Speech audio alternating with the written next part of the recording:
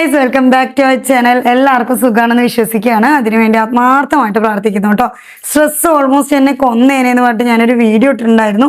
അതിന് താഴെ ഒരുപാട് ആൾക്കാർ എനിക്ക് കമന്റ് സെക്ഷനിൽ വന്നിട്ട് പറഞ്ഞിട്ടുണ്ടായിരുന്നു അവർ ഈ ഒരു സിറ്റുവേഷനിലൂടെ പോയിട്ടുണ്ട്, അവർക്ക് പാനിക് അറ്റാക്ക് ഉണ്ടാവുന്നുണ്ട്, ഇത് ഓവർകം ചെയ്യാൻ ഞാൻ എന്തൊക്കെയാണ് ചെയ്തത്, ഞാൻ ഏതൊക്കെ ട്രീറ്റ്മെന്റ്സ് ആണ് എടുത്തിട്ടുള്ളത്, എന്തൊക്കെ തെറപ്പിയാണ് ഞാൻ ചെയ്തതെന്നൊക്കെ പറഞ്ഞിട്ട് കുറെ ആൾക്കാർ ചോദിക്കുന്നുണ്ടായിരുന്നു. അതേപോലെ തന്നെ മെസ്സേജസ് ആയിട്ടും കുറെ ആൾക്കാർ എൻ്റെ അടുത്ത് വന്നിട്ട് കമ്മ്യൂണിക്കേറ്റ് ചെയ്തിട്ടുണ്ടായിരുന്നു കേട്ടോ. അതിൽ ലേഡീസ് കമ്മ്യൂണിക്കേറ്റ് ചെയ്തതിൽ അവർ ഏറ്റവും കൂടുതൽ സ്ട്രഗിൾ ചെയ്തിട്ട് വിഷമമായിട്ട് എൻ്റെ അടുത്ത് പറഞ്ഞിട്ട് ഒരു കാര്യമാണ്, ഫാമിലി മനസ്സിലാക്കുന്നില്ല, ഡിവോഴ്സിന്റെ വക്കിലാണ് കാര്യങ്ങൾ നിൽക്കുന്നത്, കുട്ടികൾക്ക് ഉമ്മയില്ലാത്ത അവസ്ഥയിലേക്ക് എത്തുന്ന പേടിയാണ്, അങ്ങനെയൊക്കെ പറഞ്ഞിട്ട് കുറെ ആൾക്കാർ അവരുടെ സങ്കടങ്ങൾ ഷെയർ ചെയ്തിട്ടുണ്ടായിരുന്നു.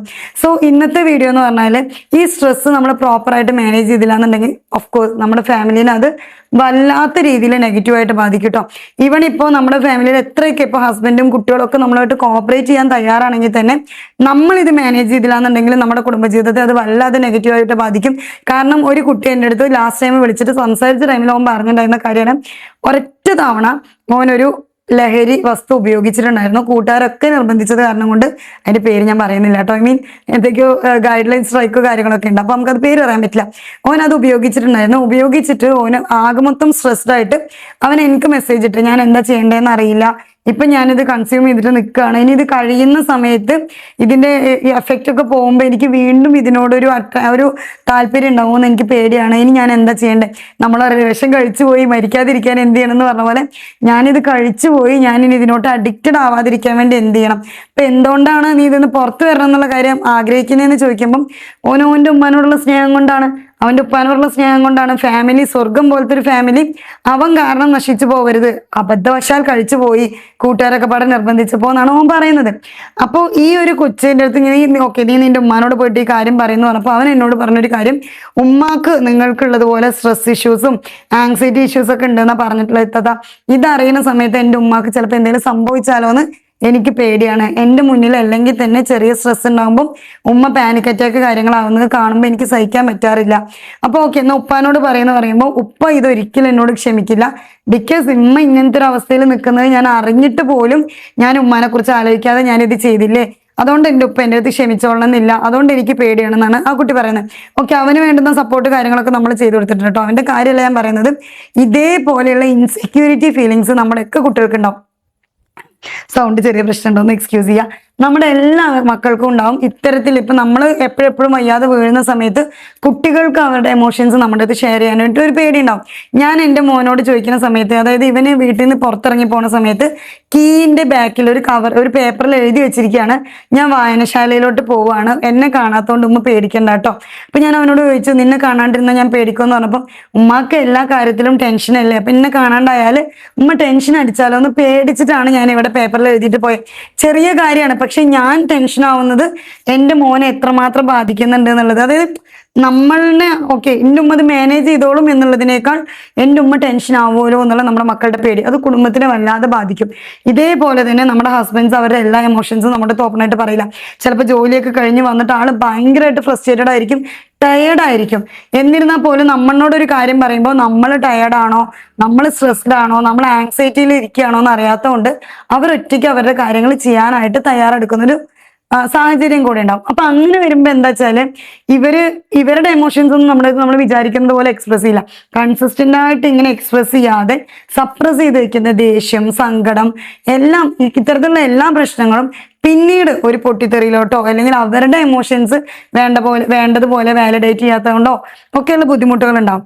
ഗ്രാജുവലി നമ്മൾ ഈ പറയുന്ന നമുക്ക് ഉണ്ടാവുന്ന ഇതേപോലത്തെ നമ്മുടെ എമോഷൻസ് മറ്റൊരാൾ വാലിഡേറ്റ് ചെയ്യാതെ വരുമ്പോൾ നമുക്ക് ഉണ്ടാവുന്ന ബുദ്ധിമുട്ട് എന്താണോ ഇതേ ബുദ്ധിമുട്ടുകൾ നമ്മുടെ കുട്ടികളിലും നമ്മുടെ ഹസ്ബൻഡിലും ഒക്കെ നമുക്ക് കാണാനായിട്ട് സാധിക്കും.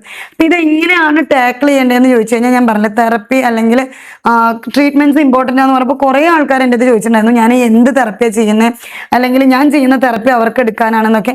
അപ്പൊ ആദ്യം തന്നെ എനിക്ക് പെൺകുട്ടികളോട് പറയാനുള്ള കാര്യം, എനിക്കുള്ളതായിരിക്കില്ല നിങ്ങളുടെ സ്ട്രെസ്സിന്റെ കാരണം, എൻ്റെ ആങ്സൈറ്റി ടൈപ്പ് ആയിരിക്കില്ല നിങ്ങളുടെ ടൈപ്പ്, പാറ്റേൺ, അതുപോലെ കാരണങ്ങൾ ഒക്കെ ഡിഫറെൻ്റ് ആയിരിക്കും. ഇപ്പൊ ഞാൻ പറഞ്ഞാൽ ഇപ്പൊ നിങ്ങൾക്ക് ഊഹിക്കാലോ, ഞാൻ ഈ ഒരു സോഷ്യൽ മീഡിയ പ്ലാറ്റ്ഫോമിൽ നിൽക്കുന്നതുകൊണ്ട് തന്നെ കുറേ ആൾക്കാർ ഒരുപാട് സജഷൻസ് പറഞ്ഞിട്ടുണ്ട്. ആ ഹോസ്പിറ്റലിൽ പോ, ഈ ഹോസ്പിറ്റലിൽ പോ, തൃശ്ശൂർ പോ, എറണാകുളം പോ, നീലഗിരി പോ, കോഴിക്കോട് പോയിട്ട് ഓരോരുത്തർ ഓരോന്ന് പറയുന്നതിനനുസരിച്ച് നമ്മൾ ഹീലിംഗ് സെന്റേഴ്സ് ആയിട്ടും തെറപ്പി സെന്റേഴ്സ് ആയിട്ടും ഹോസ്പിറ്റലുകളായിട്ടും കയറി ഇറങ്ങി തിരിഞ്ഞിട്ടുണ്ടായിരുന്നു. ഫൈനലി ഞാൻ ഇപ്പം നിലവിൽ ചെയ്യുന്നത്, ഞാൻ നീലഗിരിയിൽ നിന്ന് തെറപ്പി എടുക്കാറുണ്ട്. അതേപോലെ എനിക്ക് സജസ്റ്റ് ചെയ്തിട്ടുണ്ടായിരുന്നത് DBT, അതേപോലെ CBT, പിന്നെ ഹിപ്നോതെറപ്പിസ്റ്റുകൾ നമ്മുടെ ഫ്രണ്ട്സ് ഉള്ളതുകൊണ്ട് അവർ ഹിപ്നോതെറപ്പി ചെയ്യാറുണ്ട്. ഈ 3 ഞാൻ ചെയ്തിട്ടുള്ളത്. ഇത് തന്നെ ആയിക്കോളണം നിങ്ങളുടെ ആവശ്യം എന്നുള്ളത് ഒരു നിർബന്ധവും ഇല്ല. ഇപ്പം നിങ്ങൾ ഒരു ഡോക്ടറെ കാണുമ്പോൾ നിങ്ങൾക്ക് വൈറ്റമിൻ ഡി ഡെഫിഷ്യൻസി ഉണ്ടാവാം, അല്ലെങ്കിൽ PMOSന്റെ കാര്യങ്ങളായിരിക്കാം, അങ്ങനെ എന്തെങ്കിലും, അല്ലെങ്കിൽ വേറെ എന്തെങ്കിലും റീസൺ കൊണ്ടുള്ള സ്ട്രെസ് ആണെന്നുണ്ടെങ്കിൽ നിങ്ങളുടെ ഡോക്ടർ നിങ്ങൾക്ക് സജസ്റ്റ് ചെയ്യുക ചിലപ്പം ഒരു കൗൺസിലിംഗ് മാത്രമായിരിക്കും, അല്ലെങ്കിൽ ചിലപ്പോൾ അല്ലെങ്കിൽ CBT ഓ DBT ഓ അങ്ങനെ എന്തെങ്കിലും വേറെ എന്തെങ്കിലും തെറപ്പി നിങ്ങൾക്ക് സജസ്റ്റ് ചെയ്യും. അപ്പൊ അതിന് അവരൊരു തെറപ്പി സെന്റർ ഉണ്ട്. അപ്പൊ PK ദാസിലാണെങ്കിൽ കൗൺസിലിംഗ് സൈക്കോളജിസ്റ്റ് അവിടെ ഉണ്ട്, സൈക്കാട്രിസ്റ്റ് ഉണ്ട്, കൂട്ടത്തിൽ തന്നെ ഫിസിഷ്യനും ഗൈനക്കോളജിസ്റ്റും ഉണ്ട്. അപ്പൊ ഈ 4 പേരും നമ്മളതിനെ സപ്പോർട്ട് ചെയ്തിട്ടുണ്ട്. പിന്നെ എനിക്ക് മെഡിസിൻ കഴിക്കേണ്ട, ഞാൻ സത്യം പറഞ്ഞ മെഡിസിൻ കഴിക്കാൻ പ്രിപ്പയർഡ് ആയിട്ട് ഞാൻ അങ്ങോട്ട് പോയി പറഞ്ഞതാണ് എനിക്കൊരു സൈക്കാട്രിസ്റ്റിനെ കാണണം, എനിക്ക് മെഡിസിൻ വേണം. കാരണം എനിക്കറിയില്ല, എൻ്റെ ബോഡി കൊണ്ടാണ്, എൻ്റെ ഹോർമോൺസ് പണിമുടക്കിയിട്ടാണ് എനിക്ക് ഈ പ്രശ്നം എന്നല്ല ഞാൻ തിങ്ക് ചെയ്യുന്നത്, എൻ്റെ മെൻ്റൽ ഹെൽത്ത് ഇഷ്യൂ ആണെന്നാണ് ഞാൻ തിങ്ക് ചെയ്യുന്നത്. അതുകൊണ്ട് തന്നെ ഞാൻ അങ്ങോട്ട് പോയിട്ട് ഡിമാൻഡ് ചെയ്താണ് എനിക്ക് സൈക്കാട്രിസ്റ്റിനെ കാണണം എന്നുള്ളത്. പക്ഷെ സൈക്കാട്രിസ്റ്റിനെ കാണേണ്ട കാര്യമില്ല, വൈറ്റമിൻ ഡിയും വൈറ്റമിൻ B12 ഒക്കെ റെഡി ആവുന്ന സമയത്ത് ഈ പറയുന്ന പ്രശ്നങ്ങളൊക്കെ മാറും എന്നുള്ളത് ഡോക്ടർ ഇങ്ങോട്ട് സജസ്റ്റ് ചെയ്തതാണ്. ഇപ്പോൾ നമുക്ക് മെഡിസിൻ എടുക്കുമ്പോൾ ചില ആൾക്കാർ പറയുന്നുണ്ട് മെഡിസിൻ എടുത്തു കഴിഞ്ഞാൽ അതിന് അഡിക്റ്റ് ആയി പോകുമെന്ന് പറയുന്നുണ്ട്, നിർത്താൻ പറ്റില്ല എന്ന് പറയുന്നുണ്ട് എന്നൊക്കെ. ഇപ്പോൾ എല്ലാ മെഡിസിൻസും ഒരേപോലെ അല്ല. ഒന്നാമത്തെ കാര്യം, ഒട്ടുമിക്ക മെഡിസിനുകളും ചെറിയ ഡോസേജ് ആണ്. നിങ്ങൾക്കൊരു ടൈം ഡ്യൂറേഷൻ എടുത്തു കഴിഞ്ഞാൽ നിങ്ങൾക്ക് അതിൽ നിന്ന് പുറത്ത് വരാനായിട്ട് പറ്റും. ആൻഡ് മെഡിസിൻ എടുത്താലേ മാറുള്ളൂ എന്നുള്ള കണ്ടീഷൻസ് ഒരിക്കലും ഒരു കൗൺസിലിംഗ് കൊണ്ടോ ഒരു തെറാപ്പി കൊണ്ടോ മാറില്ല. അപ്പൊ നിങ്ങൾ എന്താണ് നിങ്ങളുടെ അസുഖം എന്ന് ആദ്യം ഡയഗ്നോസ് ചെയ്യുക, അതിന് വേണ്ടുന്ന കറക്റ്റ് ട്രീറ്റ്മെന്റ് പ്രോട്ടോകോൾസ് നോക്കുക, എന്നിട്ട് ഇന്നതാണ് കാര്യം എന്നുള്ളത് നിങ്ങളുടെ ഫാമിലിയോട് പറയാം. പിന്നെ വേറൊരു കാര്യം, നമ്മുടെ ബോഡിക്ക് പനി, അല്ലെങ്കിൽ ജലദോഷം, ക്യാൻസർ, അങ്ങനെ എന്ത് അസുഖം വന്നാലും അത് ഒരിക്കൽ വന്നു എന്നുള്ളതുകൊണ്ട് പിന്നീട് ഒരിക്കലും വരില്ല എന്നുള്ളൊരു സാഹചര്യം ഇല്ലാത്തത് പോലെ തന്നെയാണ് നമ്മുടെ മൈൻഡിനും. നമുക്ക് ഒരിക്കലും ആങ്സൈറ്റി ഇഷ്യൂസ് അല്ലെങ്കിൽ ഒരു സ്ട്രെസ് ഇഷ്യൂസ് ഒക്കെ വന്നിട്ട് നമ്മളത് ട്രീറ്റ് ചെയ്ത് മാറ്റിക്കഴിഞ്ഞാൽ ഇനി ഒരിക്കലും വരില്ല എന്നല്ല, മേ ബി ഇനിയും വരാം. അപ്പൊ ഇനിയും വരുമ്പോൾ എന്ത് ചെയ്യണം, ഇനിയും ട്രീറ്റ് ചെയ്യണം. അപ്പൊ അത് എല്ലാം തന്നെ കറക്റ്റായിട്ട് നിങ്ങളുടെ വേണ്ടപ്പെട്ടവരെയും കൂടെ പറഞ്ഞ് മനസ്സിലാക്കാം. എന്നിട്ട് നിങ്ങൾ ഓക്കെ ആവുന്നതിനനുസരിച്ച്, സോറിഡാ ഭയങ്കരമായിട്ട് സ്ട്രെയിൻ ചെയ്യുന്നുണ്ട്, നിങ്ങൾ ഓക്കെ ആവുന്നതിനനുസരിച്ച് നിങ്ങളുടെ വേണ്ടപ്പെട്ടവരെയും കൂടെ ഇത് പറഞ്ഞ് മനസ്സിലാക്കി ഓക്കെ ആക്കാനായിട്ട് ട്രൈ ചെയ്യുക. അപ്പൊ ഇത്രയാണ് എനിക്ക് നിങ്ങളുടെ അടുത്ത് പറയാനുള്ളത്. ഞാൻ ചെയ്തിട്ടുള്ളത് കോഴിക്കോട് മെഡിക്കൽ കോളേജിൽ കാണിച്ചിട്ടുണ്ട്, PK ദാസിൽ കാണിച്ചിട്ടുണ്ട്. ഇവിടെ നിന്ന് 2 ട്രീറ്റ്മെന്റിലാണ് ഞാൻ ഇപ്പൊ പോയിക്കൊണ്ടിരിക്കുന്നത്. സോ നിങ്ങൾക്ക് ഏതാണോ അടുത്തുള്ള ഒരു ഹോസ്പിറ്റൽ അവിടെ പോവാം. ചിലപ്പോൾ എനിക്ക് ഓക്കെ ആയിട്ടുള്ള ഹോസ്പിറ്റലിൽ നിങ്ങൾക്ക് ഓക്കെ ആവണമെന്നില്ല. കാരണം പലർക്കും ഓക്കെ ആയിട്ടുള്ള പല ഹോസ്പിറ്റലുകളിൽ ഞാൻ കാണിച്ചിട്ടും എനിക്ക് ഓക്കെ ആയിട്ടുണ്ടായിരുന്നില്ല.